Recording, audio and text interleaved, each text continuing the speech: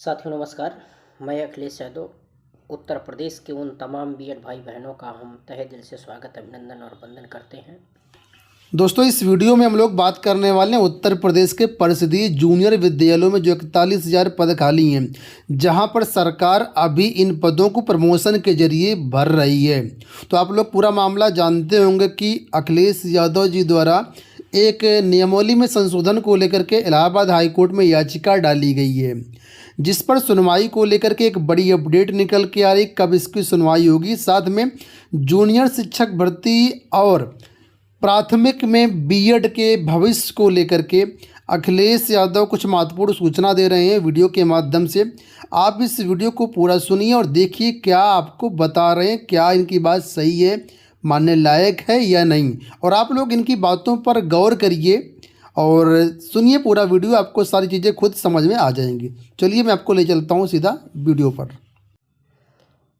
और इस वीडियो के माध्यम से मैं आप लोगों को यह बताना चाहता हूं कि बीएड अभ्यर्थी माननीय सर्वोच्च न्यायालय के जजमेंट को देखते हुए यह साफ स्पष्ट हो गया है कि अब बीएड 1 to 5 से पूरी तरह से बाहर हो चुका है। और एक चीज़ मैं बता देना चाहता हूं कि अभी भी कुछ लोग यह कह रहे हैं कि सरकार अध्यादेश ला करके बीएड को 1 to 5 में शामिल कर सकती है।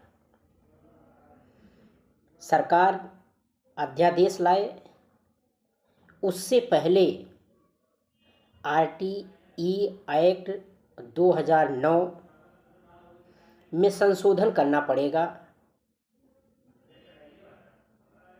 क्योंकि आरटीई एक्ट 2009 के अनुसार बीएड का जो सिलेबस है और बीटीसी का जो सिलेबस है वो दोनों इक्वल नहीं है। ये तब तक बीएड 1 to 5 में शामिल नहीं होगा जब तक आरटीई एक्ट 2009 के अनुसार बीटीसी और बीएड के सब्जेक्ट को इक्वल न कर दिया जाए। और इन दोनों के विषय अथवा सिलेबस को इक्वल करना ये अपने आप में एक बहुत बड़ी टेढ़ी खीर है। ऐसी दशा में कुछ बीएड के जो नेतृत्व करता हैं उनके द्वारा यह कहा जाना कि अध्यादेश के माध्यम से बीएड अभ्यर्थी 1 to 5 में शामिल हो सकता है, ये पूरी तरह से गलत है। और मैं सभी भाई बहनों से यह निवेदन करता हूँ, अब बीएड का एक भी अभ्यर्थी अगर 1 to 5 में यह सोचे कि हम अंदर हो जाएं तो यह उनकी भूल है। हर एक भाई बहन अब 1 to 5 से अपनी सारी आशाएं छोड़ दें,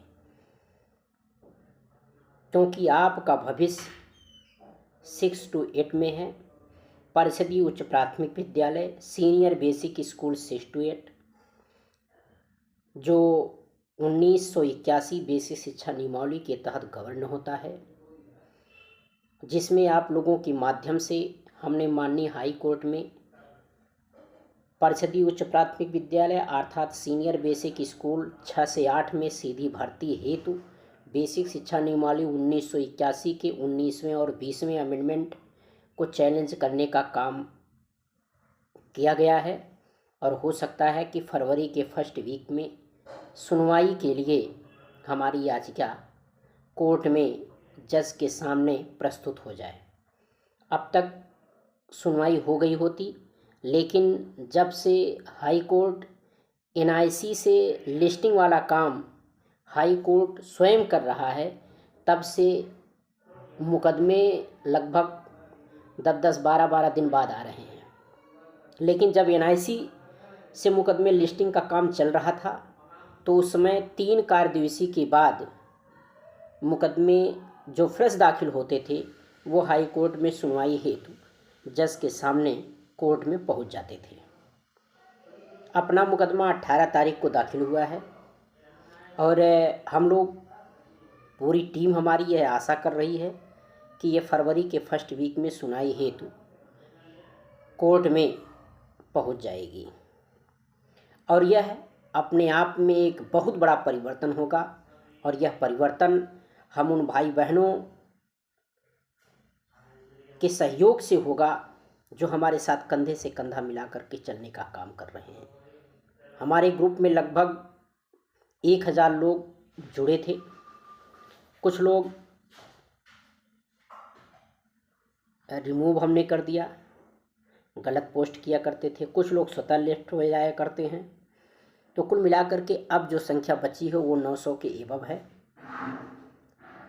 और इसमें भी अभी हो सकता है कुछ लोग ऐसे हों जो नॉन बीएड हों, तो मैं पुनः उनसे निवेदन करूंगा जो नॉन बीएड हैं उनका इस ग्रुप से कोई मतलब नहीं है, वो छोड़ करके जा सकते हैं। और उत्तर प्रदेश के इस वीडियो के माध्यम से मैं उत्तर प्रदेश के समस्त बीएड भाई बहनों से यह अपील करता हूं कि आपके लिए सीनियर बेसिक स्कूल जिसमें लगभग 41,000 पद रिक्त हैं, अगर आप लोग खड़े हो गए तो मैं समझता हूं कि हमें 41,000 पद में से कम 20 से 25,000 पद सीधी भर्ती के माध्यम से जो रूल है उस रूल के मुताबिक इनको भरना पड़ेगा।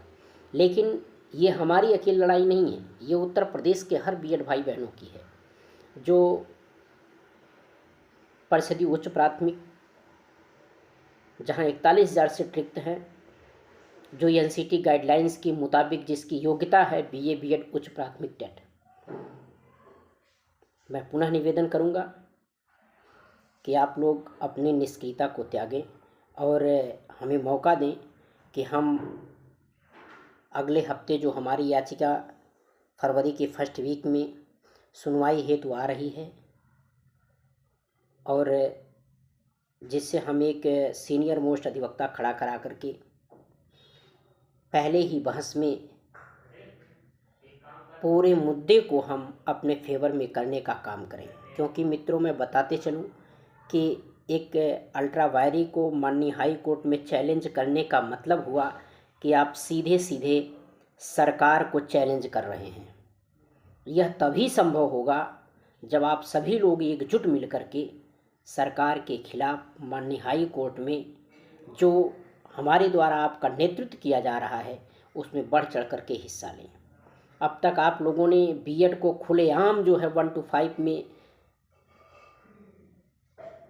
जाने के लिए खूब सपोर्ट किया, लेकिन परिणाम ये हुआ कि जो अंतिम याचिका हिंदुस्तान वेलफेयर द्वारा दाखिल की गई थी उसको डिसमिस करते हुए, यहाँ तक कि मैं आपको बताऊं विथ कास्ट के साथ जो है एसएलपी को डिसमिस किया गया। अर्थात जिस व्यक्ति के नाम से एसएलपी दाखिल थी